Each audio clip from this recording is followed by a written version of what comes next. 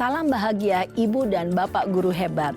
Dalam penerapan disiplin positif restitusi, salah satu program yang dikembangkan adalah 5 posisi kontrol. 5 posisi kontrol dalam restitusi adalah proses perjalanan seorang pendidik agar dapat mengenali dirinya.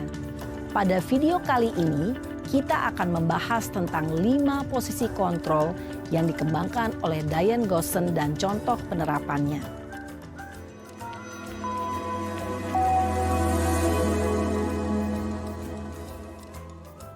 5 posisi kontrol itu adalah 1. Posisi penghukum. 2. Posisi pembuat merasa bersalah. 3. Posisi teman. 4. Posisi pemantau atau monitor. Dan 5. Posisi manajer. Untuk lebih memahami kelima posisi tersebut, mari kita saksikan kasus Naren yang terlambat hadir 20 menit di sekolah dan melihat bagaimana kelima posisi kontrol dalam menghadapi masalah tersebut.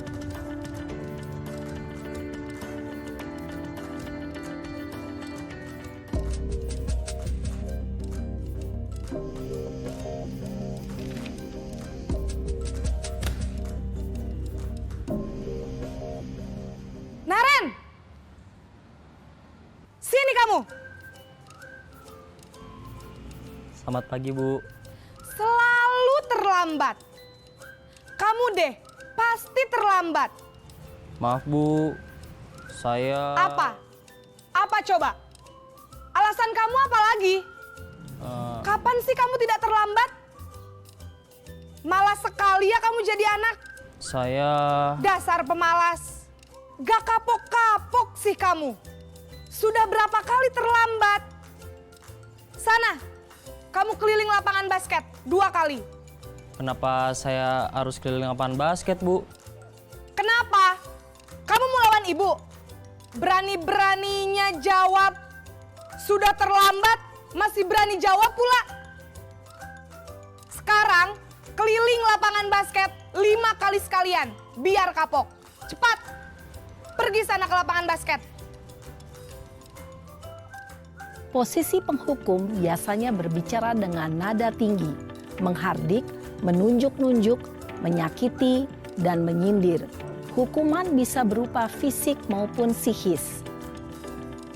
Ibu dan Bapak guru hebat, dampak yang terjadi pada murid ketika guru berada pada posisi penghukum adalah murid cenderung akan memberontak, bahkan menyimpan dendam.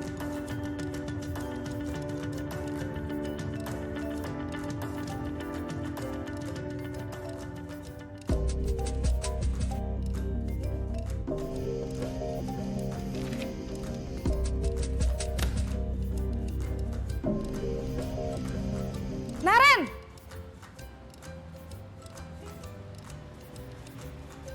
Selamat pagi, Bu. Naren. Kamu kenapa terlambat lagi, nak? Ya Tuhan, Naren. Kamu senang ya bikin ibu susah ya? Kalau kamu terlambat lagi, nanti ibu yang ditegur bapak kepala sekolah, nak. Disangka ibu tidak bisa membina kamu. Duh, gimana ini? Maaf, Bu. Duh, Gusti Naren. Kamu suka ya kalau ibu ditegur bapak kepala sekolah? Terus, sekarang ibu harus tulis apa ini di buku absen? Ini kamu sudah sering terlambat loh. Ibu harus apa coba? Maaf, Bu. Maaf sekali. Ya sudah, lain kali jangan bikin ibu susah lagi ya, nak ya. Ibu tidak akan kuat lagi kalau kamu begini terus. Bisa jantungan kalau ibu ditegur bapak kepala sekolah. Sana cepat ke kelas. Maaf ya, Bu. Maaf sekali. Posisi pembuat rasa bersalah berbicara dengan nada tenang, cenderung lembut. Namun kata-kata yang diutarakan membuat murid merasa menjadi orang yang gagal. Memandang buruk dirinya sendiri, merasa tidak berharga, dan tidak sanggup membahagiakan orang lain. Ketika guru mengambil posisi pembuat rasa bersalah, murid akan menganggap dirinya yang bersalah dan ia akan menyimpan emosi negatif tersebut di dalam dirinya.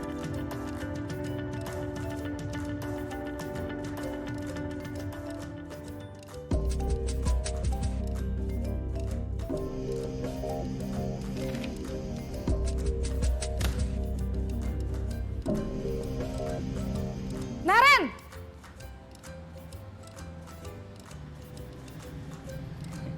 Selamat pagi, Bu. Wah, sudah jam berapa ini, Nak? Terlambat lagi ya, sayang. Iya, Bu. Habis ibu saya lupa bangunkan saya, Bu. Kamu malah menyalahkan ibu kamu. Kamu bukannya anak yang larinya paling kenceng. Kok terlambat sih? Iya, Bu. Saya memang terlambat bangun tadi. Jadi, biarpun saya lari kencang, tetap gak kekejar, Bu. Ya sudah sana, nanti lain kali larinya lebih kenceng lagi ya. Biar gak terlambat lagi. Bikin seneng ibu, demi ibu. Bisa kan? Bisa lah, Bu. Ya sudah sana masuk kelas. Ibu beresin urusan absen kamu. Kamu ini ada-ada saja. Dalam posisi teman, guru berbicara dengan nada suara ramah, akrab, cenderung bersenda gurau untuk menjaga suasana tetap santai. Murid akan merasa senang, aman, dan akrab dengan guru. Identitas yang tercipta adalah identitas sukses atau berhasil. Namun, perlu diingat, karena ini masih dorongan eksternal, maka ada faktor ketergantungan dari murid kepada orang tertentu. Di sini guru absennya, sehingga di lain waktu murid bisa berperilaku baik, namun hanya kepada orang-orang tertentu saja.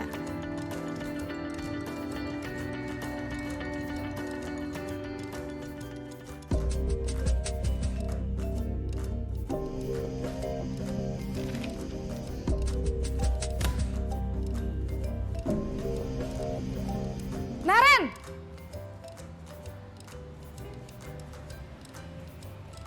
Selamat pagi, Bu.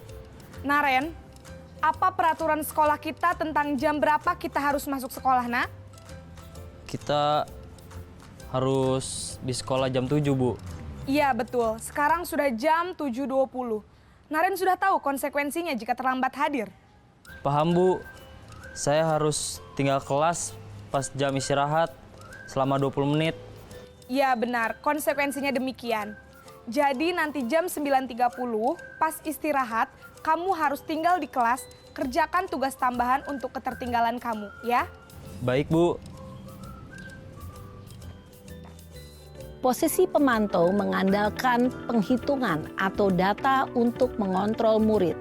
Guru mengarahkan murid berdasarkan peraturan dan konsekuensi. Seorang pemantau menunjukkan bahasa tubuh dan ekspresi wajah yang datar dan cenderung formal.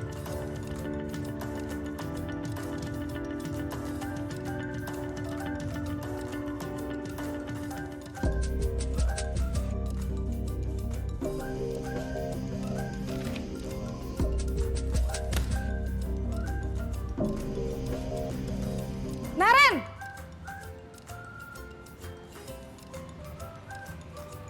Selamat pagi, Bu.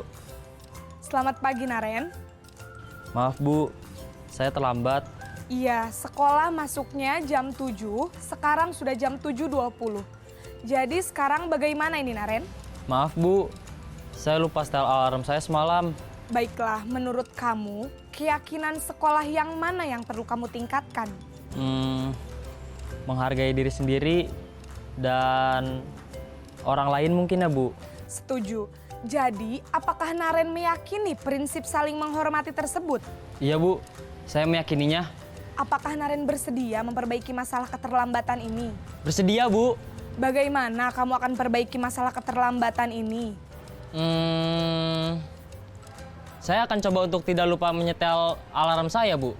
Baik, kalau Naren lupa menyetel alarm di rumah, ada orang yang kira-kira bisa bantu mengingatkan tidak? Ada, Bu. Kakak saya, Kak Ema. Ada lagi selain Kak Ema? Selain Kak Ema, ada ibu saya. Baik, jadi yang mengingatkan Naren adalah Kak Emma dan ibu kamu ya. Kira-kira akan mulai setel alarm kapan nih Naren? Setelah pulang sekolah, akan segera saya lakukan. Baik, jadi Naren akan setel alarm untuk bangun besok pagi dan akan diingatkan oleh kakak dan ibunda Naren ya. Ada lagi yang mungkin perlu dilakukan Naren? Agar tidak terlambat bangun lagi. Tidak ada, Bu. Baik Naren, terima kasih untuk kerjasama kamu. Sekarang kamu perlu kembali ke kelas untuk belajar. Baik, Bu. Terima kasih. Posisi manajer adalah posisi kontrol yang disarankan untuk membimbing murid memiliki sikap disiplin yang positif, yaitu murid yang mandiri, bertanggung jawab, dan dapat memecahkan masalah. Tujuan dari posisi ini adalah agar murid dapat berefleksi atas tindakannya. Guru akan dengan tulus memberikan pertanyaan-pertanyaan bermakna, sehingga membuat murid dapat belajar dari kesalahannya dan mencari sebuah solusi untuk menyelesaikannya. Ibu dan Bapak guru hebat, setelah mengamati adegan kelima posisi kontrol tadi, kira-kira posisi mana yang paling ideal? Posisi mana yang dapat menunjang motivasi intrinsik murid? Ya, tentu posisi manajer. Posisi ini memang posisi ideal yang ingin dituju setiap pendidik. Pada posisi inilah, guru dapat menerapkan disiplin positif yang berpihak pada murid, yang memerdekakan murid. Perjalanan seorang pendidik tentunya tidak mudah untuk sampai pada posisi seorang manajer. Namun, tujuan kita pasti, yaitu menciptakan murid-murid yang mandiri, merdeka, dan bertanggung jawab. Semoga penggambaran 5 posisi kontrol yang telah diperlihatkan ini dapat menjadi ajang refleksi bagi kita semua, agar dapat terus mengasah dan menerapkan disiplin positif yang memerdekakan murid. Mari terus berlatih dan bersemangat. Selamat menerapkan. Salam dan bahagia, Ibu dan Bapak guru hebat.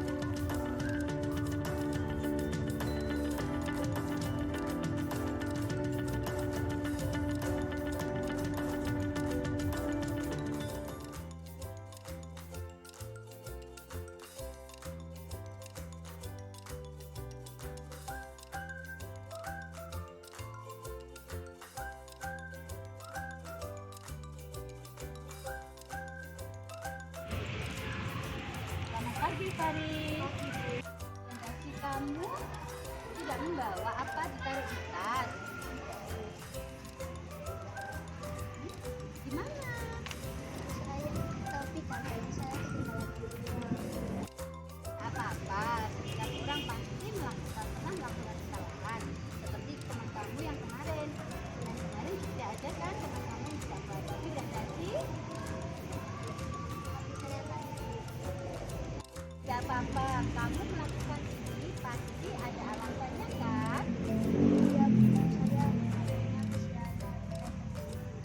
Tidak apa-apa, berarti Farid tadi pagi cepat-cepat masuk atau cepat-cepat sampai sekolah supaya tidak terlambat ya. Tapi tidak membawa topi dan besi.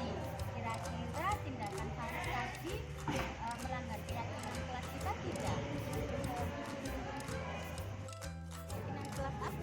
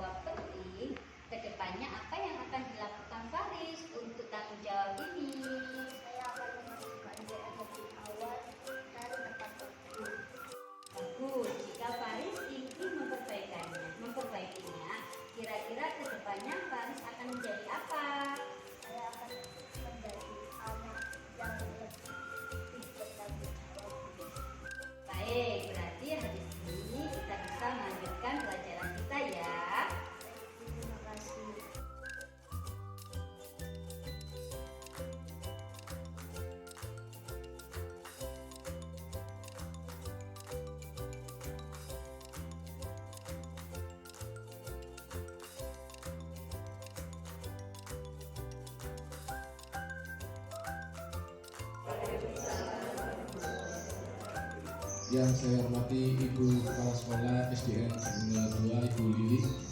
Yang saya hormati Ibu Dian Aristian sebagai narasumber pada kegiatan siang hari ini. Yang saya hormati juga Bapak dan Ibu Guru SDN Cipunok 2. Syukur alhamdulillah yang mana pada siang hari ini kita diberi kesempatan untuk bersilaturahmi, saling bertatap muka, saling senyum, saling bercanda dalam keadaan sehat walafiat. Karena apa? Kalau kita tidak diberi kesempatan seperti ini, jarang kayaknya kita bertemu. Mungkin hanya sesekali waktu. Untuk pada kegiatan kali ini adalah kegiatan yang mungkin yang pertama kita di sini mengikuti, yaitu judulnya diseminasi, begitu dia. Saya sebagai ketua KKG mini itu kecil, jadi tidak pengaruh modulai. Jadi intinya saya hanya memberikan tempat dan waktu tidak hanya bagi guru penggerak semuanya, tapi khususnya bagi Bapak dan Bu Guru apabila ingin menyampaikan entah itu kegiatan yang berhubungan dengan kegiatan pembelajaran anak-anak atau apapun seperti biasanya. Dan ini yang kesempatan yang spesial sekali, kita dari guru penggerak Bu Dian dan Pak Reda, tentunya hari Selasa sekarang dan Kamis besok Pak Reda itu memberikan diseminasi atau penyampaian informasi kepada kita supaya bisa kita manfaatkan semaksimal mungkin yang berhubungan dengan kegiatan pembelajaran. Bismillahirrahmanirrahim. Assalamualaikum warahmatullahi wabarakatuh. Saya ulangi, siang hari mungkin sudah ngantuk. Assalamualaikum warahmatullahi wabarakatuh. Selamat siang, salam sejahtera untuk kita semuanya. Yang saya hormati Ketua KKG Mini Pak Iwan. Yang saya hormati pula Bapak Ibu Dewan Guru SDN Jember 2.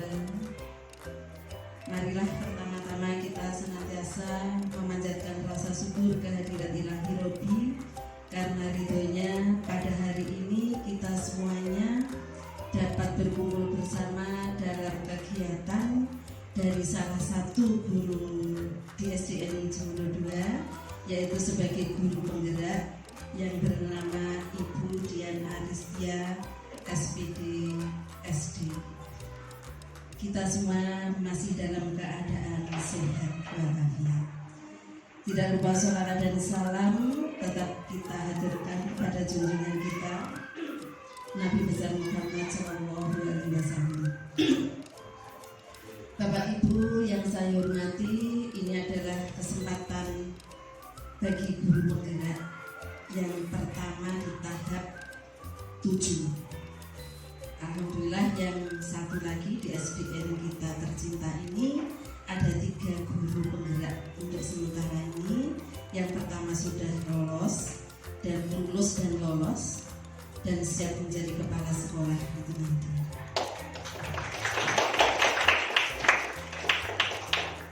Yang kedua dalam proses ini ada 2 guru penggerak dari sekolah kita. Yang pertama Ibu Dian, yang kedua adalah Pak Reda. Mudah-mudahan ini nanti apa yang selama 6 bulan kurang lebihnya beliau berdua ini nanti digodok di Kawah Condro Timuko, ini nanti bisa mengimbaskan kepada kita semuanya, sehingga sekolah kita itu nanti menjadi betul-betul walaupun tidak sekolah penggerak tetapi di dalamnya menjadi sekolah penggerak. Dan pada hari ini alhamdulillah ada diseminasi pemahaman dan pengalaman penerapan budaya positif yang nantinya akan disampaikan oleh Bu Dian Aristia ya kepada kita semuanya. Mudah-mudahan apa yang akan disampaikan ini menambah wawasan bagi kita semuanya, menambah pengetahuan, menambah pengalaman, sehingga menjadi seperti yang ada di dalam tulisan itu, yaitu menjadi budaya positif di SD Negeri Jember 2. Ini harapan saya, Budian, dan untuk Bapak Ibu yang lain. Kalau di tahun ini ada 3 guru penggerak dari sekolah kita, monggo nanti bagi Bapak Ibu guru yang lain. Karena apa? Mungkin nantinya dari program Kemendikbud itu tidak hanya 1-2 yang menjadi guru penggerak, tetapi semuanya akan mungkin diharapkan untuk ikut sebagai guru penggerak. Karena apa? Setiap regulasi itu kita tidak tahu orang-orang yang di atas sebagai pejabat pemangku yang mungkin nantinya ingin menjadikan bidang pendidikan kita itu lebih unggul, kita akan dituntut menjadi guru-guru inovatif, guru penggerak dengan regulasi-regulasi yang sekarang ini Kemendikbud mengadakan program guru penggerak. Mungkin nanti ada lagi, entah itu guru inovatif atau guru apa, kita tidak tahu. Sebagai ujung tombak kita melaksanakan apa yang menjadi program-program dari Kemendikbud kita. Itu yang bisa saya sampaikan. Mudah-mudahan di dalam acara hari ini pertama di tahap 7 yang dilakukan oleh Budian ini membawa keberkahan untuk kita semuanya, bermanfaat untuk kita semuanya, menambah sekolah kita ini ke depan semakin unggul dan semakin berprestasi. Saya kira itu, mohon maaf atas kurang lebihnya, saya akhiri. Wassalamualaikum warahmatullahi wabarakatuh. Terima kasih Ibu atas penyampaian sambutan dari Bapak. Bismillahirrahmanirrahim. Assalamualaikum warahmatullahi wabarakatuh. Yang saya hormati Ibu Dwi Rukmawati SPDSC selaku Kepala SDN Cimundo 2. Yang kami hormati Bapak Ibu SDN Cimundo 2. Semoga kita semua dalam keadaan sehat walafiat. Puji syukur tetap kita curahkan kepada Rasulullah junjungan kita, kepada Allah SWT atas limpahan rahmat dan hidayahnya. Kita bisa bertemu dalam keadaan sehat walafiat. Amin. Untuk keberkahan kita semuanya di sini, terima kasih untuk kehadirannya Ibu dan juga teman-teman. Di sini ini adalah jam-jam kritis ya Bu ya. Tapi insya Allah masih semangat nggih? Masih semangat dengan berbagai macam dramanya kemarin ya. Nggih. Coba kalau masih semangat misalnya boleh minta tolong sebentar, misalnya tepuk 2, masih kalau nanti deh. Coba tepuk 2. Alhamdulillah, terima kasih. Kemudian saya juga punya sedikit jariah biar nanti enggak ngantuk kayak kemarin sama anak-anak saya. Tepuk jempol, good. Nggak lain, coba 1, 2, 3, tepuk jempol, good. Ya, oke, terima kasih matur suwun. Kemudian di sini akan saya menyampaikan diseminasi pemahaman dan pengalaman penerapan budaya positif. Di sini adalah salah satu tugas bagi kami calon guru penggerak yang harus kami sampaikan, yang sudah kami dapatkan selama bulan Oktober, kemudian November sampai Desember kemarin. Alhamdulillah kami sudah memasuki satu modul, di mana satu modul itu ada 1.1, 1.2, hingga yang terakhir ini adalah 1.4. Jadi masih ada 4, masih tersisa 6 lagi yang harus kami lalui. Mohon doanya dan supportnya. Kemudian tetap semangat juga untuk kita semua. Nah, selamat datang Bapak Guru hebat. Mari belajar bersama, berkolaborasi, saling mendukung demi mewujudkan budaya positif di sekolah yang tercinta. Jadi saya yakin di sini semuanya kita belajar, saya juga belajar. dan juga kita berkolaborasi mudah-mudahan untuk kedepannya SDN Cibodo 2 lebih baik lagi. Nah, di sini nanti saya akan menyampaikan beberapa hal, yaitu di modul budaya positif. Yang pertama ada budaya paradigma belajar, kemudian ada disiplin positif, ada kebutuhan dasar manusia, motivasi perilaku manusia, posisi kontrol restitusi, keyakinan kelas, serta segitiga restitusi. Jadi selama 60 menit ke depan saya akan menyampaikan 7 subbab ini. Jadi nanti kita belajar bersama-sama apa saja yang akan kita dapatkan di sini. Nah, di sini ada pembelajaran dengan paradigma baru, di mana pembelajaran paradigma baru dirancang berdasarkan prinsip pembelajaran terdiferensiasi, sehingga setiap siswa belajar sesuai kebutuhan dari tahap perkembangannya untuk mewujudkan profil pelajar Pancasila. Nah, saya yakin Bapak Ibu sudah tahu dong apa itu pelajar Pancasila. Ada berapa di situ karakter atau itu? Ada 6, yaitu beriman, bertakwa kepada Tuhan Yang Maha Esa, dan berakhlak mulia, kebinekaan global, bergotong royong, kreatif, bernalar kritis, dan mandiri. Jadi ini adalah nanti untuk paradigma baru kedepannya yang akan kita wujudkan ke anak-anak, yaitu profil pelajar Pancasila. Ada 6 karakter ini yang harus istilahnya itu kita diferensiasikan kepada anak-anak. Tuh. Oke, next di sini. Nah, di sini kita akan selanjutnya belajar tentang disiplin positif. Dalam budaya kita, makna kata disiplin itu dimaknai menjadi sesuatu yang dilakukan seseorang pada orang lain untuk mendapatkan kepatuhan. Dan kita cenderung menghubungkan kata disiplin dengan ketidaknyamanan. Masih ingat ketika kita SD dulu, ketika kita tidak disiplin, apa yang terjadi?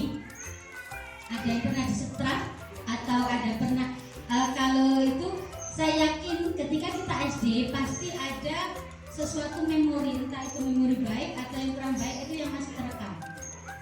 Meskipun itu sekian puluh tahun yang lalu, ya. Jadi ketika saya SD itu ada misalnya sesuatu yang kurang berkenan itu masih membekas. Nah, dari situ kita belajar di sini sebagai seorang guru. Bagaimana kita selalu memberikan yang terbaik bagi anak. Karena apa? Ketika kita melakukan sesuatu yang menyentuh atau istilahnya itu menyakiti hati atau istilahnya ada tidak enak dengan anak, itu akan terekam memori mereka terus. Itu. Jadi makanya di sini disiplin itu biasanya berhubungan dengan ketidaknyamanan. Nah, kita sebagai seorang pendidik, tujuan kita adalah menciptakan anak-anak yang memiliki disiplin diri sehingga mereka bisa berperilaku dengan mengacu pada nilai-nilai kebajikan universal dan memiliki motivasi intrinsik bukan ekstrinsik. Jadi, ketika tugas kita di sini sebagai among atau sebagai penuntun, itu kita adalah menuntun anak-anak bagaimana mewujudkan disiplin itu semuanya dari hati. Jadi dari dalam diri mereka, bukan karena takut dihukum atau dan lain-lain. Nah, kemudian disiplin positif itu merupakan salah satu cara penerapan disiplin bertujuan untuk menumbuhkan kesadaran serta memberdayakan anak-anak untuk melakukan sesuatu tanpa ancaman maupun hukuman. Soalnya kita sendiri ya manusiawi, kalau kita diancam nggak suka ya, maksudnya diancam atau misalnya itu didendani gitu, atau misalnya itu kita akan nggak nyaman sekali gitu. Jadi kita itu paling tidak suka dengan kata ancaman atau hukuman. Oke, next. Nah, di sini ada kebutuhan dasar yang harus kita dapatkan dari seorang untuk anak-anak. Jadi kebutuhan dasar itu ada 5. Jadi kebutuhan bertahan hidup, di mana kebutuhan bertahan hidup ini bagaimana anak-anak tetap bisa eksistensi di komunitasnya. Kemudian kebutuhan kasih sayang dan rasa diterima. Jadi saya yakin Bapak Ibu atau anak-anak itu ada ketika ada keluarga, di dalam sebuah keluarga itu ada sesuatu, ada something, berarti ada tanda tanya. Berarti kebutuhan dasar kasih sayangnya anak-anak itu tidak terpenuhi. Nah, kenapa? Karena kadang ada anak-anak yang dalam tanda kutip malam atau dalam tanda kutip itu caper ke kita, atau istilahnya itu kadang itu suka buat gara-gara supaya gurunya itu perhatikan. Nah, itu salah satu istilahnya tanda-tanda bahwa kebutuhan kasih sayang dia di rumah, entah karena mamanya kerja atau karena ayahnya kerja, sehingga tidak terpenuhi kebutuhan kasih sayang mereka gitu. Dan mungkin ada juga karena mereka tidak diterima di teman-temannya dan lain-lain gitu. Nah, kemudian di sini juga ada kebutuhan dasar manusia penguasaan. Saya yakin ketika anak-anak menguasai sesuatu, kemudian dia bisa mengapresiasikan atau mengeksplor yang dia bisa, itu sangat senang. Terutama contoh murid saya di kelas 5, kalau disuruh maju itu rebutan gitu. Jadi entah yang jawab itu rebutan. Jadi oh ternyata mereka itu mau, saya ini lebih bisa Bu, saya mampu gitu. Meskipun kadang kita manggil si A, Bu saya Bu gitu. Jadi mereka itu berbondong-bondong untuk menunjukkan saya bisa, saya bisa gitu ya. Kemudian ada juga kebutuhan kebebasan, di mana di sini sesuai dengan mungkin kurikulum kita berikan mereka kebebasan. Jadi kita sebagai guru di sini sebagai fasilitator. Kalau dulu mungkin kita sebagai pemberi materi tapi sekarang kita fasilitator. Kita fasilitasi anak-anak, kemudian kebutuhannya anak-anak apa, kemudian kita bisa itu memberikan kebebasan sesuai dengan passion mereka, sesuai dengan bakat dan juga. Nah ini masih PR. Kita melihat bakat atau minat mereka itu bagaimana. Ini juga PR saya pribadi ketika saya melihat anak-anak. Kemudian selanjutnya yaitu kebutuhan kesenangan. Jadi mereka, saya yakin kesenangan dulu ketika kita SD dengan sekarang beda. Karena apa? Seperti yang disampaikan, ajarilah anakmu sesuai dengan zamannya. Jadi kita nggak bisa mengajari mereka itu seperti dulu kita diajar orang tua, tapi kita harus mengikuti perkembangan zaman yang ada. Jadi ajarilah mereka dengan zamannya. Jadi ketika mereka misalnya mereka sudah mengenal coding, mereka sudah mengenal, berarti kita juga harus tahu kesenangan mereka apa. Kemudian dari situ kita bisa mengarahkan mereka, bisa menuntun mereka. Ini tuh next. Nah, di sini ada motivasi perilaku manusia. Di mana motivasi perilaku manusia adalah dorongan yang timbul pada diri seseorang secara sadar atau tidak sadar untuk melakukan suatu tindakan dengan tujuan tertentu. Contoh kita lihat, menghindari ketidaknyamanan dan hukuman, di mana murid ini akan melakukan disiplin karena takut dihukum. Dan ini adalah motivasi ekstrinsik. Jadi dia itu melakukan sesuatu karena hukuman. Misalnya ketika dia tidak membawa atribut atau apa, mereka harus berdiri di depan tiang atau berdiri atau apa. Nah itu karena ekstrinsik. Kemudian selanjutnya yaitu untuk mendapatkan imbalan atau penghargaan dari orang lain. Nah, ternyata dulu mungkin dulu saya pribadi ketika anak supaya aktif itu ada reward. Ternyata reward itu juga salah satu faktor motivasi eksternal yang harusnya anak-anak itu bukan karena hukuman, bukan karena reward, tapi memang dari dalam hati mereka sendiri. Gitu. Jadi bukan karena imbalan gitu ya. Kemudian di mana kita harus menghargai nilai-nilai kebajikan diri sendiri. Di mana murid mulai disiplin karena sadar diri. Kebajikan dirinya merupakan motivasi dalam dirinya. Karena apa? Ada baik kemarin itu di sini saya berusaha menerapkan pembiasaan ada baik, di mana ada baik itu adalah anak-anak paling tidak bisa menyebutkan 2 kebaikan yang mereka lakukan.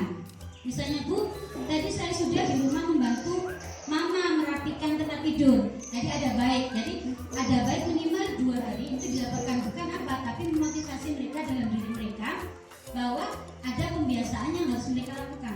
Kemudian ada baik lagi, Bu, tadi saya sudah membantu teman untuk merapikan sepatu. Bu, saya itu. Jadi kemarin saya coba ada kegiatan itu ada baik, yaitu mereka menyampaikan, Bu, itu saya melakukan hari ini melakukan kebaikan ini, besok itu gitu. Jadi paling tidak ada proses perbaikan dari dalam diri mereka. Gitu ya. Oke, next. Nah, di sini ada konsep disiplin dengan identitas gagal. Jadi saya juga baru memahami ternyata ada disiplin dengan identitas gagal, di mana yang pertama yaitu adanya hukuman yang sudah saya sampaikan tadi, di mana saya yakin hukuman ini itu yang pertama sangat menyakitkan. Paling tidak ketika tidak menyakitkan fisik, tapi paling tidak menyakitkan hati mereka. Itu. Kemudian tidak nyaman, murid menjadi takut, kemudian memaksa murid untuk menyembunyikan kesalahan. Jadi memaksa mereka untuk akhirnya karena nggak berani ngaku, akhirnya mereka apa? Berbohong. Nah, mungkin karena faktor itu tadi. Kemudian murid menjadi rendah diri. Itu. Ini adalah identitas gagal pada motivasi disiplin atau konsep disiplin. Kemudian selanjutnya yaitu penghargaan. Kenapa penghargaan merupakan identitas gagal? Karena di sini yang pertama tidak efektif, kemudian merusak hubungan iri. Ternyata benar. Saya juga kemarin, siapa yang ketika bisa itu dapat men, saya tidak dapat. Akhirnya apa? Timbul terjadi iri, gitu ya. Jadi kayak misalnya ada yang bagus, kita kasih reward ini, Bu, jangan, kalau itu nanti akhirnya, nah seperti itu ya, terjadi iri atau dan lain-lain. Kemudian mematikan kreativitas. Akhirnya apa? Mereka mau berkreasi karena mau dapat, misalnya nanti yang dapat, yang bisa membuat yel-yel nanti dapat pin. Dia mau buat yel-yel karena dapat pin, bukan karena kreasi. Dan akhirnya kreativitasnya yang mandek di situ. Tidak mau berubah lagi. Oh, sudah dapat pin ya sudah, nggak mau kreasi lagi. Tapi kalau dari dalam diri dia akan terus gitu, ya. Kemudian di sini menghukum dengan sistem ranking. Makanya alhamdulillah ranking sudah dihapus. Setiap kita sampaikan kepada ibu atau wali murid tidak ada ranking. Semua anak punya kebaikan, semua anak mempunyai kepandaian masing-masing. Karena ada 9 kecerdasan anak. Kita nggak bisa menilai anak dari grade akademis atau apa. 9 itu harus kita itu. Jadi mereka punya passionnya masing-masing. Gitu ya. Jadi alhamdulillah sudah tidak ada ranking. Mereka sudah bisa bereksplor sesuai dengan kemampuannya masing-masing. Nah, di sini konsep disiplin dengan identitas sukses. Jadi ada 2 tadi yang gagal, yaitu adanya hukuman dan juga adanya reward. Yang ini adalah konsep disiplin identitas sukses. Di mana yang pertama adalah adanya konsekuensi dan restitusi. Di mana pada konsekuensi adanya penguatan jangka pendek. Kemudian adanya perlunya monitoring yang berkelanjutan. Jadi kita selalu memonitor anak-anak, stimulus atau respon. Kemudian murid menghormati peraturan atau keyakinan kelas. Kemudian di sini adanya restitusi. Jadi ada perbedaan antara konsekuensi dan restitusi. Ya, dimana kalau restitusi itu murid bertanggung jawab atas perilakunya. Jadi anak-anak itu bertanggung jawab atas perilaku yang mereka lakukan. Kemudian fokus pada pemetaan masalah. Dan di sini teori kontrol atau diri yang memegang kontrol. Jadi mereka benar-benar dari intrinsik mereka sendiri, gitu ya. Kemudian murid akan bersemangat Jadi ini adalah konsep disiplin dengan identitas sukses, dan juga tadi kita pelajari yaitu identitas gagal. Itu nggih Bapak Ibu? Masih semangat nggih? Masih nggih, terima kasih. Oke, next. Saya lanjut. Terlalu cepat? Terlalu cepat. Slow, betul nggih. Siap. Nah, coba kita lihat di sini konsep disiplin dengan pendekatan restitusi. Di mana pendekatan restitusi itu adalah sebuah cara menanamkan disiplin positif pada murid. Nah, kita lihat di sini pengertian restitusi sendiri. Restitusi adalah menciptakan kondisi bagi murid untuk memperbaiki kesalahan mereka sehingga mereka bisa kembali pada kelompok mereka dengan karakter yang lebih kuat. Yang ditulis oleh Gaussian 2004. Jadi, menciptakan kondisi bagi murid untuk memperbaiki kesalahan mereka sehingga bisa kembali pada kelompok mereka dengan karakter yang lebih kuat. Nah, di sini kita akan mendapatkan ada beberapa ciri-ciri restitusi. Yang pertama, bukan menebus kesalahan. Jadi bukannya kita menebus, aku salah, aku nebus, ini bagaimana aja, bukan. Tetapi kita belajar dari kesalahan. Tadi bagaimana memperbaiki hubungan. Nah, jadi dari ini setelah kita memperbaiki atau kita belajar dari kesalahan, kemudian bagaimana kita memperbaiki hubungan dengan teman, dengan rekan sejawat atau dengan siapapun. Setelah itu ada tawaran, bukan paksaan. Jadi ketika kita ajukan bukan paksaan tapi tawaran. Kemudian setelah itu menuntun untuk melihat ke dalam diri. Jadi mencari jati diri. Jadi awalnya kita tidak menjustis anak itu salah, tetapi kita belajar dari kesalahan itu. Setelah itu kita memperbaiki hubungan, kita memvalidasi kesalahan. Setelah itu kita memberikan tawaran, bagaimana baiknya, gitu ya. Kemudian setelah itu kita akan menuntun anak itu setelah ini bagaimana seharusnya, apa yang harusnya dilakukan. Setelah itu kita baru tahu kebutuhan dasar, kenapa anak itu melakukan hal tersebut. Kebutuhan dasar apa yang tidak terpenuhi oleh mereka sehingga anak itu melakukan dalam tanda kutip kesalahan atau tanda kutip pelanggaran. Nah, begitu. Setelah kita menemukan kebutuhan dasar yang mendasari terjadinya tindakan, kita fokus pada karakter, bukan tindakan, tapi karakter mereka. Karakter mereka yang mau dibangun, misalnya, iya Bu, saya ingin nanti lebih bertanggung jawab. Dengan ini saya akan lebih bertanggung jawab. Dengan ini nanti saya akan lebih disiplin lagi. Dengan ini nanti saya akan lebih belajar mandiri dan lain-lain. Jadi menemukan karakter bukan tindakan. Bukan kamu harus ini, tapi mereka menemukan sendiri apa yang harus mereka lakukan. Setelah itu kita menguatkan dan fokus pada solusi. Jadi setelah dapatnya kita harus punya menguatkan, kemudian kita memberikan solusi pada mereka. Jadi istilahnya anak itu nggak takut, tapi mereka diajak komunikasi, menemukan kenapa hal ini terjadi, kemudian apa yang harus saya lakukan. Nah, ini restitusi dari.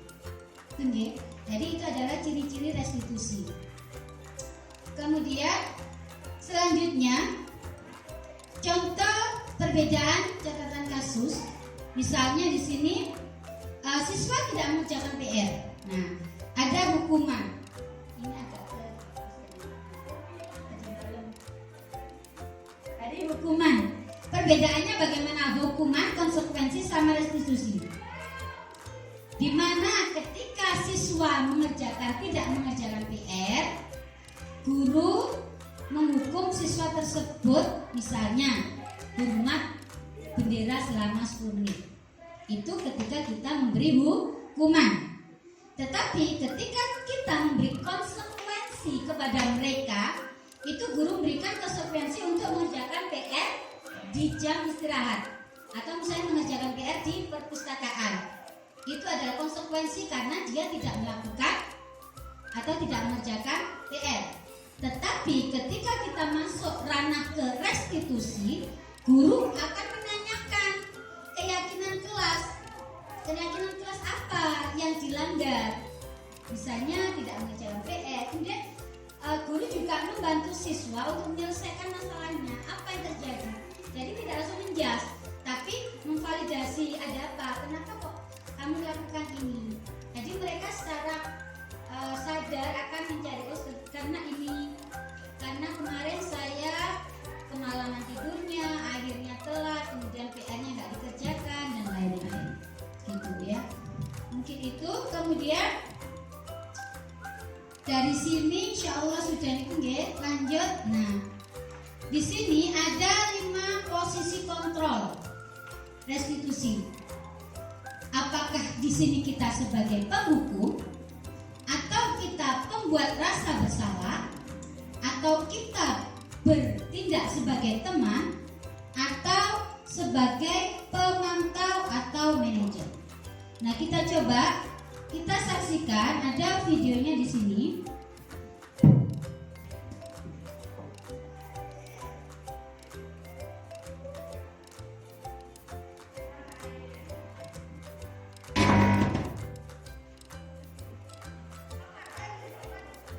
Salam bahagia Ibu dan Bapak.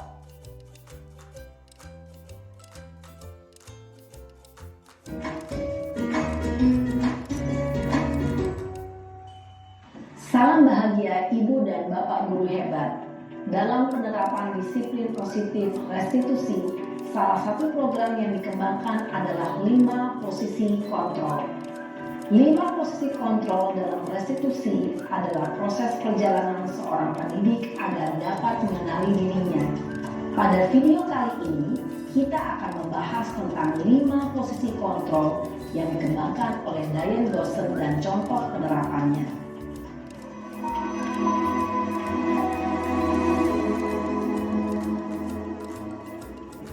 5 posisi kontrol itu adalah 1. Posisi penghukum. 2. Posisi pembuat merasa bersalah. 3. Posisi teman. 4. Posisi pemantau atau monitor. Dan 5. Posisi manajer. Untuk lebih memahami kelima posisi tersebut, mari kita saksikan kasus Naren yang terlambat hadir 20 menit di sekolah dan melihat bagaimana kelima posisi kontrol dalam menghadapi masalah tersebut.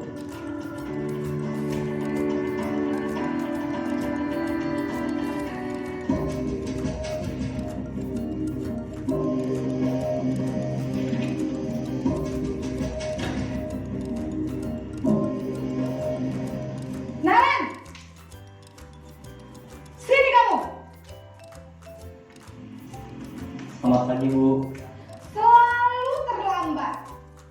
Kamu deh, pasti terlambat. Maaf, Bu.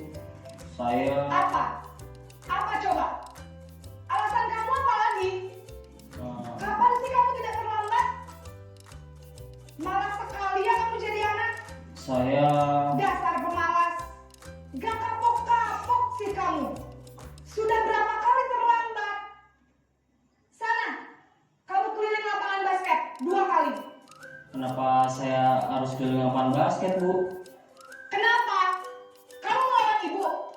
Berani-beraninya jawab. Sudah terlambat, masih berani jawab pula. Sekarang, keliling lapangan basket 5 kali sekalian. Biar kapok. Cepat. Pergi sana ke lapangan basket. Posisi penghukum biasanya berbicara dengan nada tinggi, menghardik, menunjuk-nunjuk, menyakiti, dan menyindir. Hukuman bisa berupa fisik maupun psikis. Ibu dan Bapak guru hebat, dampak yang terjadi pada murid ketika guru berada pada posisi penghukum adalah murid cenderung akan memberontak, bahkan menyimpan dendam.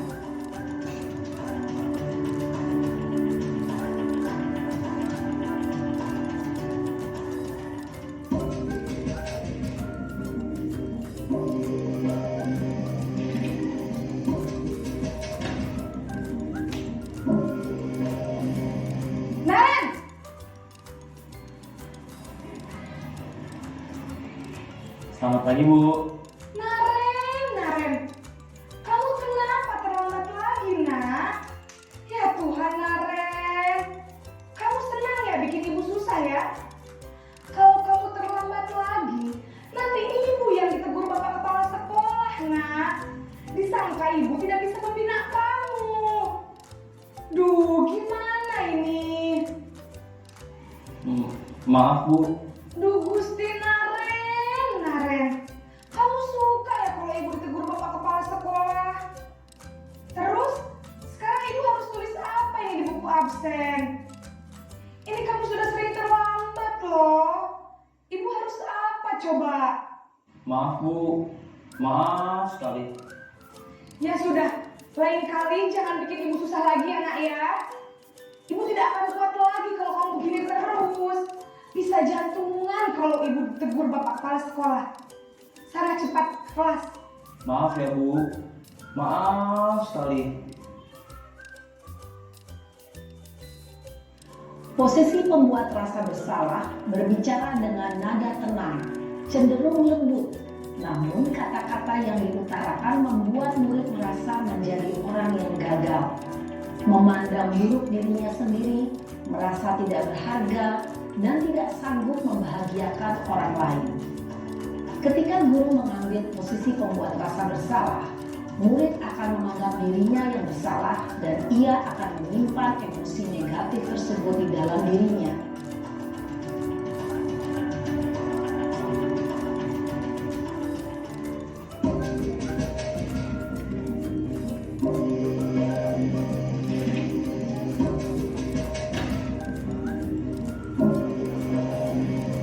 Naren!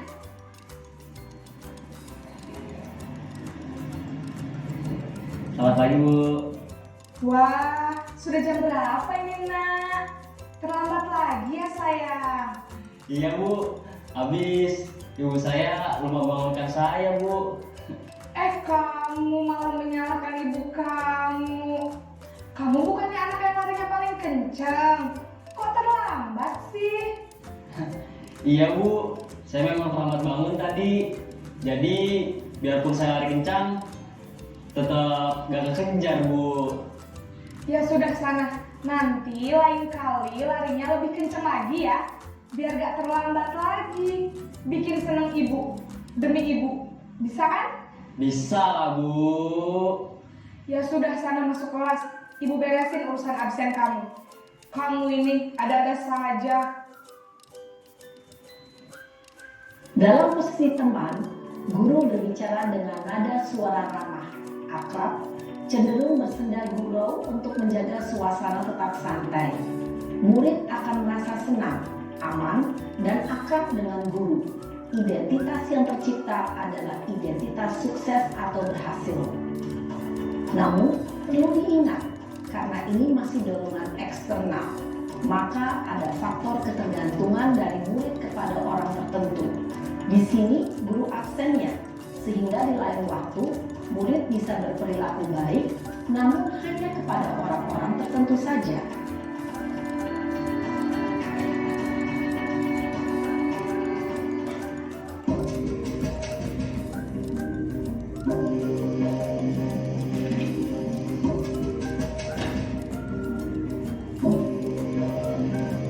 Naren!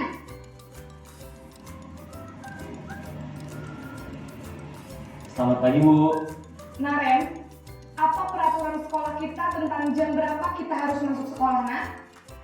Kita harus di sekolah jam 7, Bu. Iya betul, sekarang sudah jam 7.20. Naren sudah tahu konsekuensinya jika terlambat hadir. Paham, Bu. Saya harus tinggal kelas pas jam istirahat selama 20 menit. Iya benar, konsekuensinya demikian. Jadi nanti jam 9.30 pas istirahat, kamu harus tinggal di kelas, kerjakan tugas tambahan untuk ketertinggalan kamu, ya? Baik, Bu. Posisi pemantau mengandalkan penghitungan atau data untuk mengontrol murid. Guru mengarahkan murid berdasarkan peraturan dan konsekuensi. Seorang pemantau menunjukkan bahasa tubuh dan ekspresi wajah yang datar dan cenderung formal.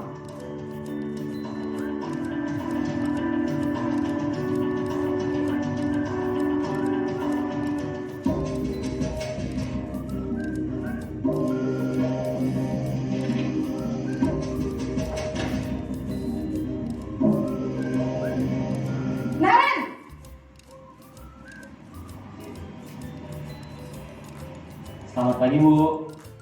Selamat pagi, Naren. Maaf, Bu. Saya terlambat. Iya, sekolah masuknya jam 7, sekarang sudah jam 7.20. Jadi sekarang bagaimana ini, Naren? Maaf, Bu. Saya lupa setel alarm saya semalam. Baiklah, menurut kamu, keyakinan sekolah yang mana yang perlu kamu tingkatkan? Menghargai diri sendiri dan orang lain mungkin ya, Bu. Setuju. Jadi, apakah Naren meyakini prinsip saling menghormati tersebut? Iya, Bu. Saya meyakininya. Apakah Naren bersedia memperbaiki masalah keterlambatan ini? Bersedia, Bu. Bagaimana kamu akan perbaiki masalah keterlambatan ini? Saya akan coba untuk tidak lupa menyetel alarm saya, Bu.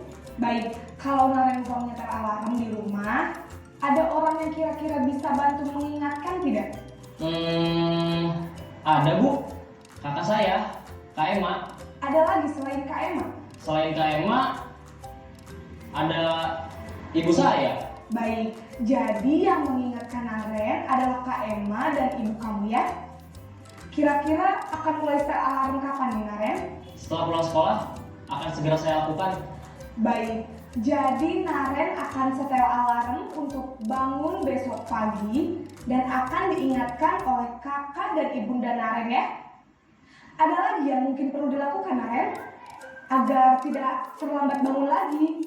Tidak ada, Bu. Baik, Naren. Terima kasih untuk kerjasama kamu. Sekarang kamu perlu kembali ke kelas untuk belajar. Baik, Bu. Terima kasih.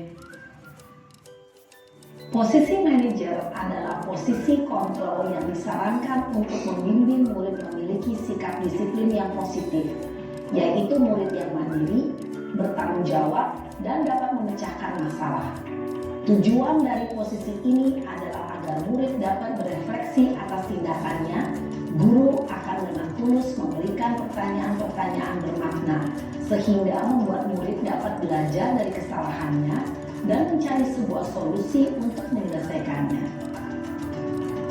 Ibu dan Bapak guru hebat, setelah mengamati adegan kelima posisi kontrol tadi, kira-kira posisi mana yang paling ideal? Posisi mana yang dapat menunjang motivasi intrinsik murid? Ya, tentu posisi manajer. Posisi ini memang posisi ideal yang ingin dituju setiap pendidik. Pada posisi inilah, guru dapat menerapkan disiplin positif yang berpihak pada murid, yang memerdekakan murid. Perjalanan seorang pendidik tentunya tidak mudah untuk sampai pada posisi seorang manajer. Namun, tujuan kita pasti, yaitu menciptakan murid-murid yang mandiri, merdeka, dan bertanggung jawab.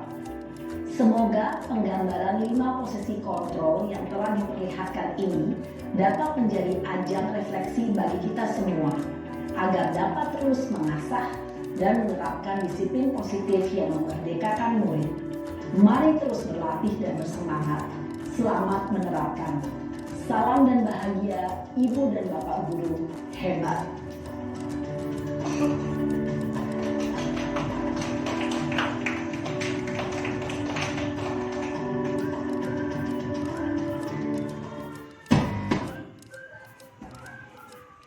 Alhamdulillahirrahmanirrahim. Terima kasih, kita tadi sudah menyaksikan video 5 posisi kontrol, di mana kita tadi ada sebagai penghukum, kemudian yang paling ideal menurut video yang disampaikan tadi yaitu sebagai manajer. Gitu. Jadi perjalanan kita tentu insya Allah masih begitu panjang. Jadi kita masih bisa saling mengingatkan, kita bisa saling berkolaborasi, kita bisa saling istilahnya itu saling memberi. Jadi mana yang punya lebih banyak bisa memberi kepada teman atau saling kita berkolaborasi. Oke, saya lanjutkan. Ini tadi untuk 5 posisi kontrolnya sudah ya, yang sudah videonya sudah kita saksikan tadi. Nah, kemudian di sini kita akan menyaksikan yaitu atau melanjutkan pada bagaimana pembentukan keyakinan kelas, di mana kita sebagai seorang guru, kita selain kita bisa menciptakan keyakinan kelas, kita juga nanti berkolaborasi dengan Bapak Ibu guru kelas yang lain, kita bisa menciptakan keyakinan sekolah. Di mana keyakinan itu ada bagaimana cara kita membentuknya. Yang pertama yaitu lebih abstrak, jadi lebih konkret daripada peraturan. Jadi keyakinan itu kita sama-sama dengan apa saja yang ingin kita lakukan di kelas atau dan lain-lain. Kemudian yang selanjutnya itu berupa pernyataan universal, dibentuk dalam ucapan hal-hal positif, kemudian sedikit saja agar mudah diingat. Saya yakin daya ingat manusia itu berbeda-beda ya. Jadi ada yang daya ingatnya kuat, ada itu. Jadi kenapa di sini untuk keyakinan kelas itu kita bentuk atau kita buat yang sederhana atau sedikit agar mudah diingat oleh siswa. Kemudian disesuaikan dengan kondisi kelas dan sekolah agar mudah diterapkan. Tentu berbeda dong antara Cimundo 2 dengan sekolah sebelah misalnya.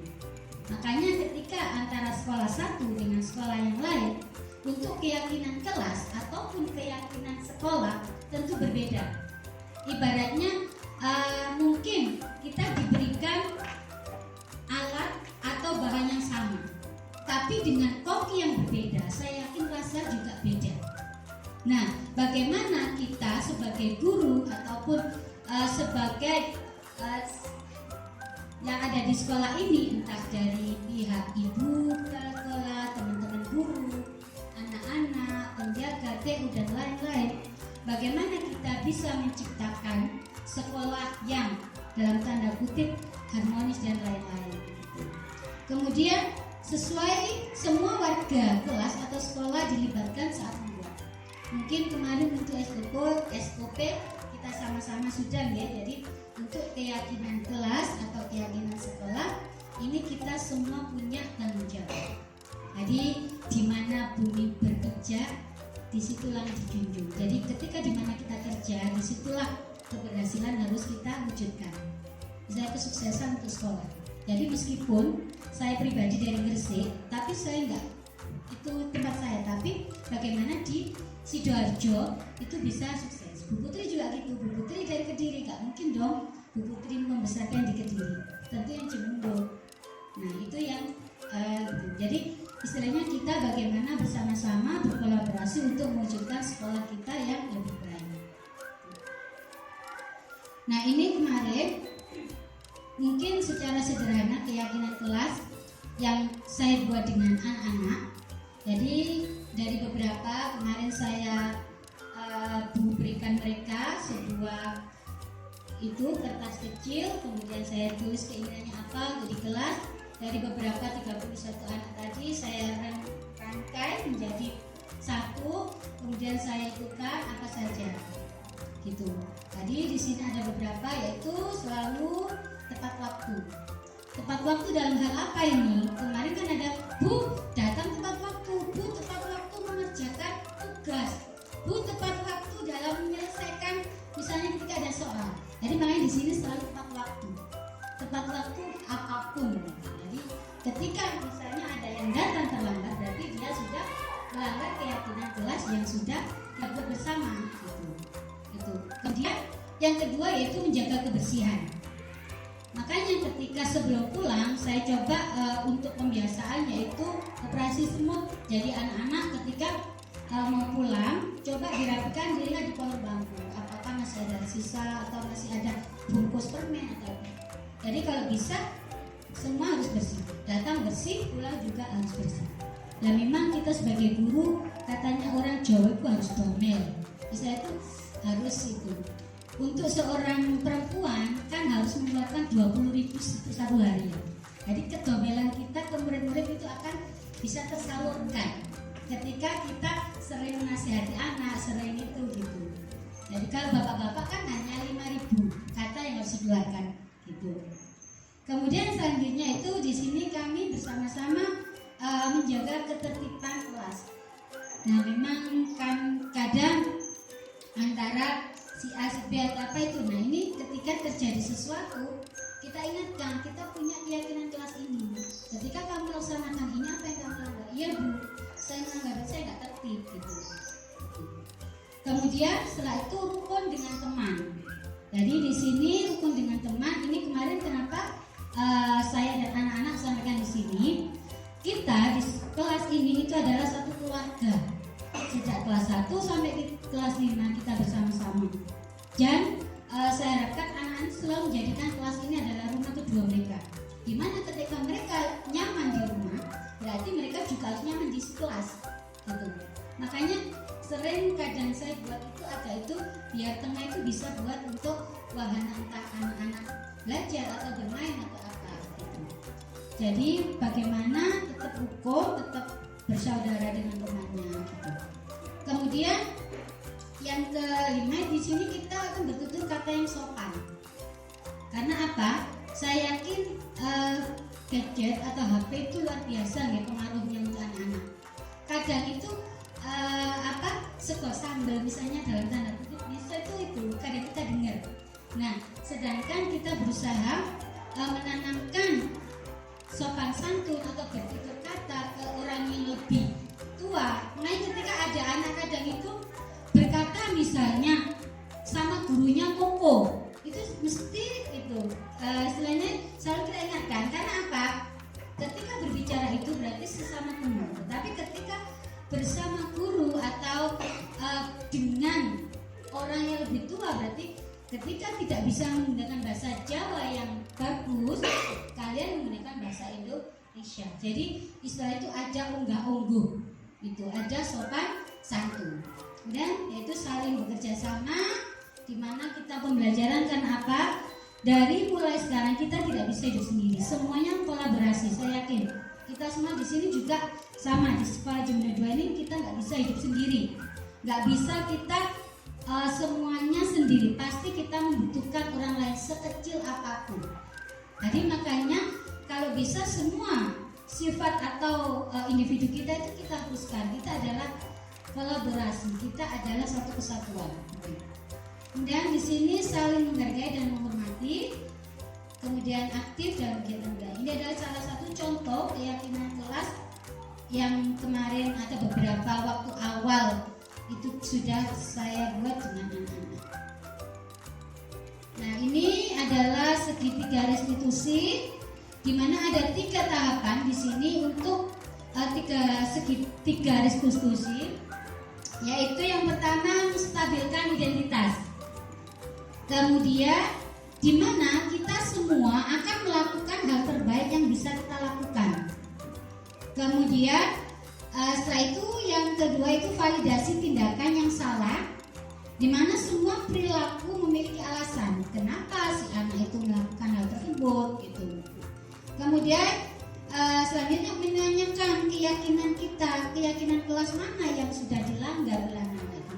Jadi setelah kita menstabilkan, kita tidak menjudge anak tersebut, kemudian kita memvalidasi kenapa anak itu melaksanakan pelanggaran itu atau melakukan tindakan tersebut. Setelah itu baru kita menanyakan keyakinan kelas mana yang sudah mereka langgar dengan tindakan tersebut. Ini tuh. Nah, ini kemarin sempat ada videonya, nanti di flash bilangnya. Hari ini kemarin ada tugas juga, yaitu ada kasus satu di mana Faris itu datang terlambat, dia tidak memakai atribut, tidak memakai topi dan juga dasi. Nah, kemudian ada kasus kedua yaitu di sini. Nah, di sini kasus kedua dia tidak melaksanakan atau tidak mengerjakan PR. Ini ada videonya, nanti diputar mungkin ya. Itu. Jadi ini ada 2 kasus bagaimana kita menstabilkan identitas, setelah itu bagaimana kita memvalidasi data, kemudian setelah itu bagaimana kita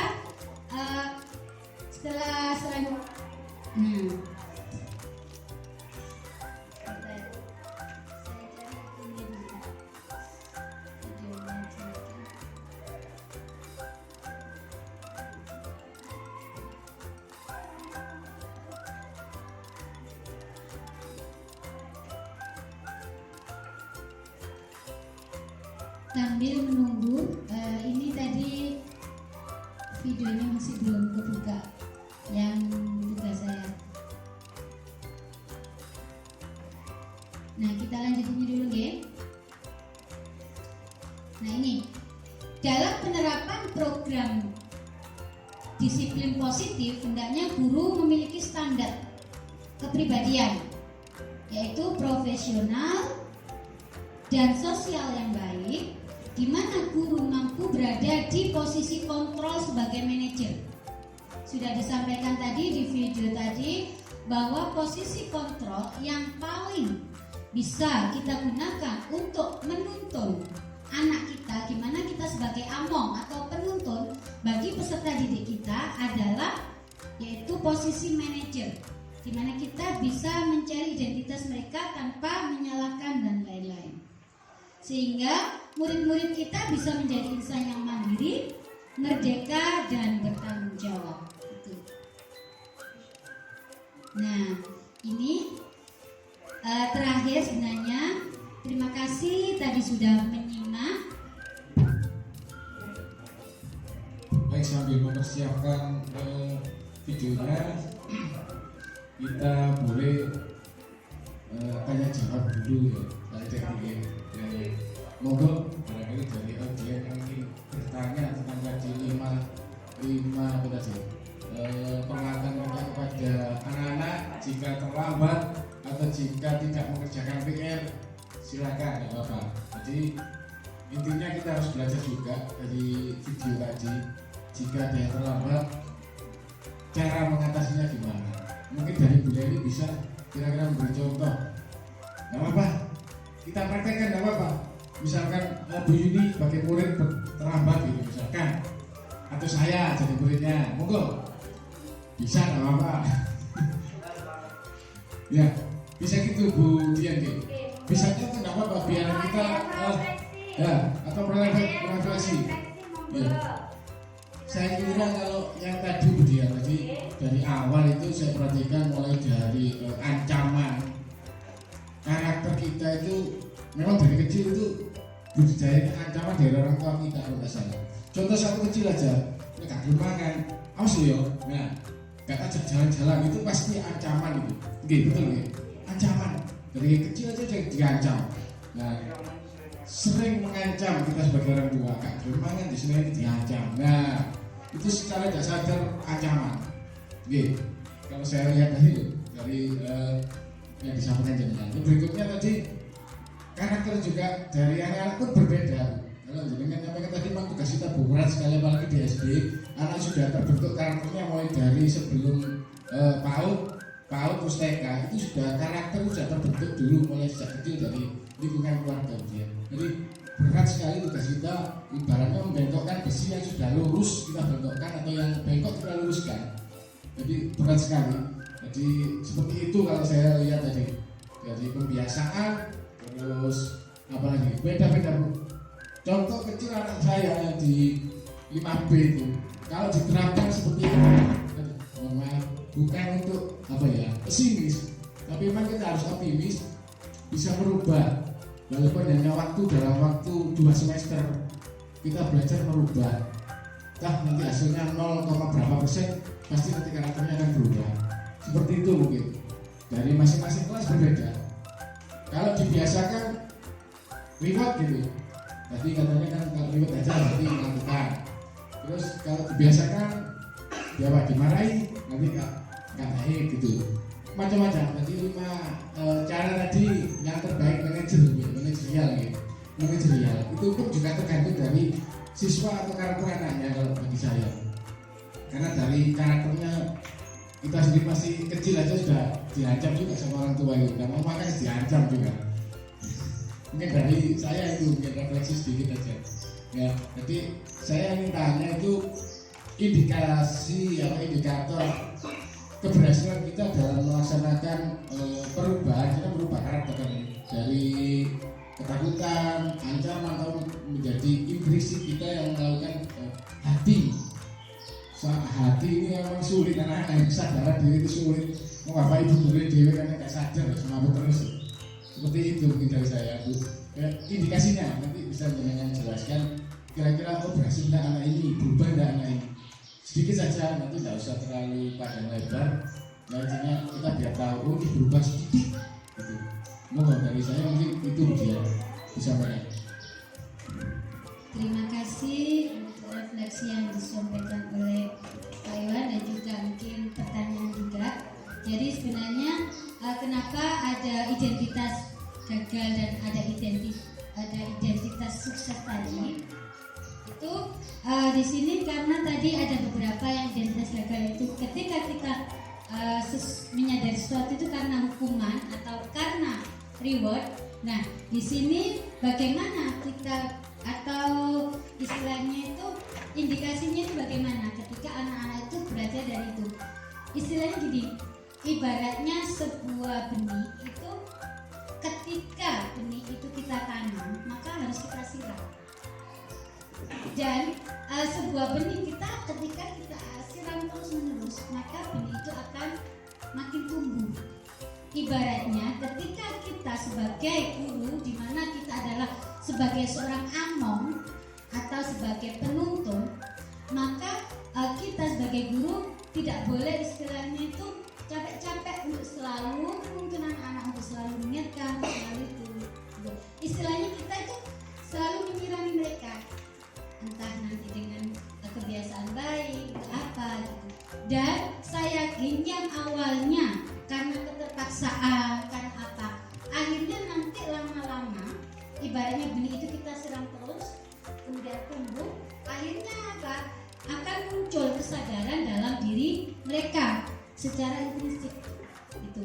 Jadi yaitu tadi sebagai seorang among atau sebagai seorang penuntun, kita sebagai guru tidak boleh istilahnya itu putus asa untuk selalu mengingatkan mereka. Karena apa? Saya yakin saya pernah membaca di sebuah artikel seorang guru itu adalah pekerjaan yang mulia. Karena apa? Ketika kita menyampaikan hal baik, kemudian hal baik itu dilaksanakan oleh murid kita dan itu dilaksanakan terus, itu nanti akan menjadi jariah kita. Mungkin kita tidak bisa memberikan jariah yang banyak, dengan jariah itu nanti yang akan terus mengalir meskipun kita sudah meninggal gitu. Malah ada seorang seorang bapaknya teman itu bicara, dia itu pengen anaknya jadi guru tapi anak nggak mau. Kenapa Pak kok pengen anaknya jadi guru? Karena apa? Ketika dia jadi guru itu anak saya akan memiliki jariah, akan memiliki istilahnya itu tabungan untuk jariahnya gitu. Jadi bersyukur kita menjadi guru di sini. Jadi bagaimana kita selalu menuntun anak-anak, bagaimana kita selalu menjadi among atau penuntun. Dan indikasi keberhasilan itu adalah ketika perubahan itu terjadi bukan karena hukuman, bukan karena reward, tapi karena kesadaran. Indikasinya, meskipun sekecil apapun, kesadaran itu yang istilahnya itu perlu kita pupuk terus menerus. Mungkin itu ya Pak Iwan. Mudah-mudahan sudah terpuaskan dengan jawaban saya. Kalau belum puas nanti iya nanti dilanjut. Kemudian ini kita yang itu video kemarin mungkin videonya itu ya selain itu video ala saya karena tanpa edit tanpa apa kemarin itu.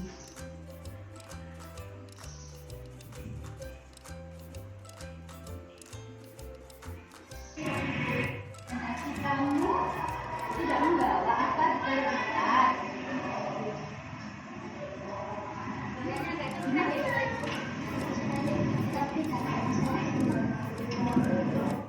Apa-apa. Jadi ini menstabilkan identitas. Tadi menstabilkan identitas, istilahnya anak itu tidak merasa takut atau merasa bersalah gitu.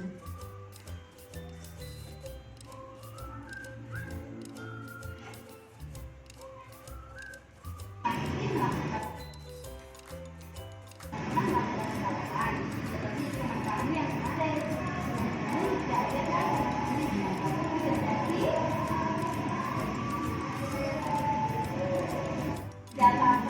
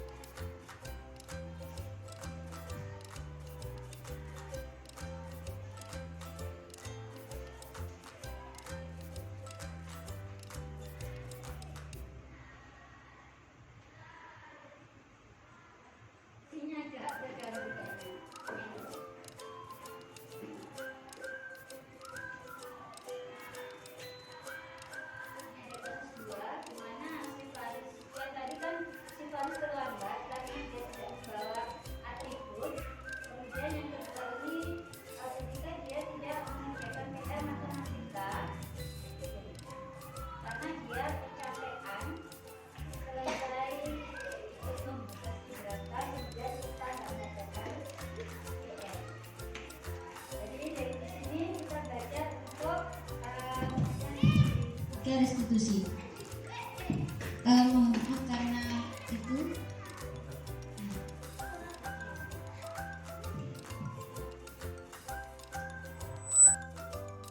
Jadi di sini seperti yang sudah disampaikan tadi bahwa untuk segitiga restitusi, yaitu yang pertama kita menstabilkan, kemudian memvalidasi, kemudian kita menanyakan keyakinan kelas mana yang sudah itu, kemudian bagaimana cara mereka untuk memperbaikinya gitu.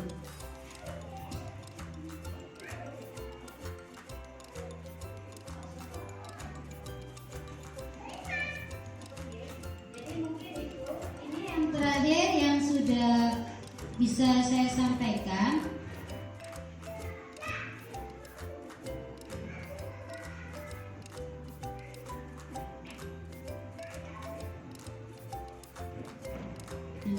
Sampun ini sudah terakhir, yaitu segitiga restitusi yang sudah saya praktekkan kemarin.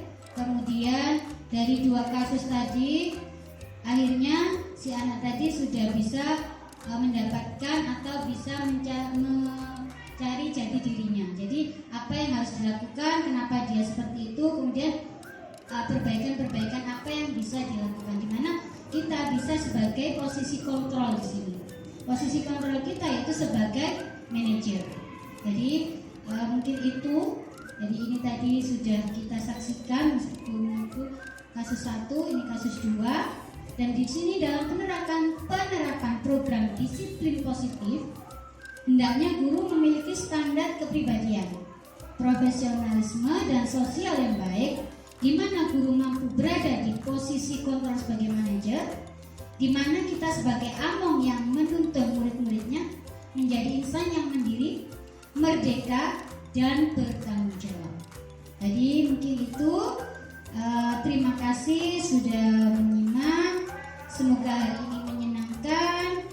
Guru Bergerak Indonesia Maju. Terima kasih. Mohon maaf atas kekurangan. Jika ada kekurangan dari saya pribadi selaku manusia, jika ada lebihnya itu datangnya dari Allah. Mudah-mudahan apa yang saya sampaikan dan juga apa yang sudah kita diseminasikan nanti bisa bermanfaat ke depannya untuk sekolah tercinta kita, untuk murid-murid kita, dan juga untuk pribadi kita sebagai guru yang bergerak, dan juga untuk Indonesia Maju. Demikian saya akhiri. Ihdinas siratal mustaqim. Wassalamualaikum warahmatullahi wabarakatuh.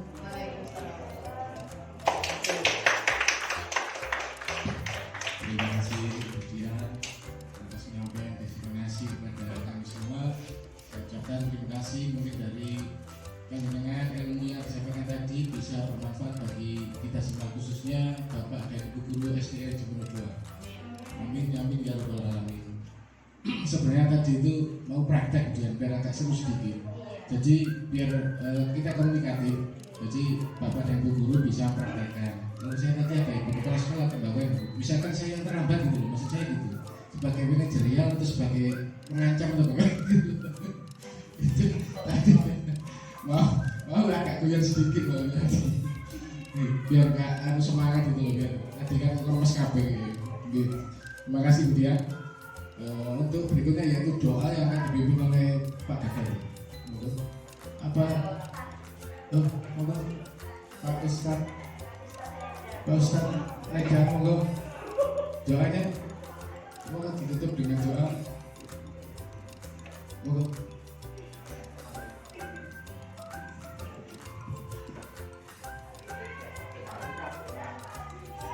Bismillahirrahmanirrahim. Assalamualaikum warahmatullahi wabarakatuh.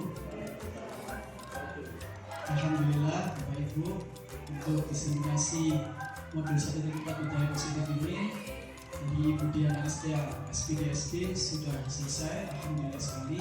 Seperti disampaikan oleh Bu Dian dan Pak Iwan tadi, juga harapan dari Ibu semoga apa yang akan kami sampaikan ke depan ini nanti bisa bermanfaat, khususnya untuk kami ya Dewi, khususnya untuk kami yang masih terus belajar, juga untuk sekolah kita dan pada umumnya untuk negara kita. Kita tutup dengan doa. Bismillahirrahmanirrahim. Allahumma shalli ala sayyidina Muhammad wa ala ali sayyidina Muhammad walhamdulillahirabbil alamin. Allahumma inna nas'aluka as-salamata fid din wa dunya wal akhirah wa afiyatan fil jasad wa sihhatan fil badan wa ziyadatan fil 'ilmi wa barakatan fil rizqi wa tawbatan qabla al-maut wa rahmatan 'inda al-maut wa maghfiratan ba'da al-maut. Allahumma hamil alaina fi sakaratil maut wa najatan minan nar wa la fa'inda hisab. Rabbi habli minas solihin. Rabbi habli minas solihin. Rabbi habli minas solihin. Rabbi ighfirli wa li walidayya warhamni kama rabbayani shaghira. Rabbi ighfirli warhamni wajburni warfa'ni warzuqni wahdi wa'afini wa'afini. Rabbana atina fid dunya hasanah wa fil akhirati hasanah wa qina adzabannar. Wa sallallahu ala sayyidina Muhammad walhamdulillahi rabbil alamin. Terima kasih sekalian. Assalamualaikum warahmatullahi wabarakatuh. Assalamualaikum warahmatullahi wabarakatuh. Saya Lilis Wirnawati selaku Kepala Sekolah SDN Jemudo 2 Kecamatan Taman akan menyampaikan atau menanggapi dari diseminasi calon guru penggerak kami yang bernama Budian Aristia. Saya akan menanggapi materi yang disampaikan calon guru penggerak kami, yaitu modul 1.4 tentang budaya positif. Dari materi tersebut, kesimpulan dari kami adalah materi ini sangat bagus diterapkan atau dibiaskan ke guru-guru yang lainnya di sekolah SDN Jemudo 2. Karena apa? Saya melihat dari materi tersebut, kita berdasarkan langsung pada trilogi pendidikan yang diambil dari Bapak Ki Hajar Dewantoro, ing ngarsa sung tulodo ing madya mangunkarsa tuturi handayani. Jadi sebagai guru itu seharusnya atau selayaknya apa yang disampaikan dalam trilogi pendidikan ini kita terapkan. Karena apa? Untuk budaya ini semakin lama perkembangan di tanah air kita ini semakin pesat karena adanya globalisasi. Dengan budaya positif yang diterapkan oleh guru penggerak kepada guru-guru kami yang disampaikan lewat diseminasi, ini mungkin akan membawa manfaat bagi guru-guru kami dalam memberikan pengaruh kepada anak-anak dan memotivasi pada anak-anak sehingga anak-anak ini siap dalam pembelajaran, juga siap dalam kegiatan yang ada di sekolah. Sehingga ini akan berdampak positif untuk sekolah kami, yaitu SDN Jemudo 2. Semoga guru-guru kami dan guru penggerak kami ini kedepannya semakin sukses sehingga positif yang ada di sekolah kita ambil untuk kemajuan SD Negeri Jemudo 2. Terima kasih. Wassalamualaikum warahmatullahi wabarakatuh.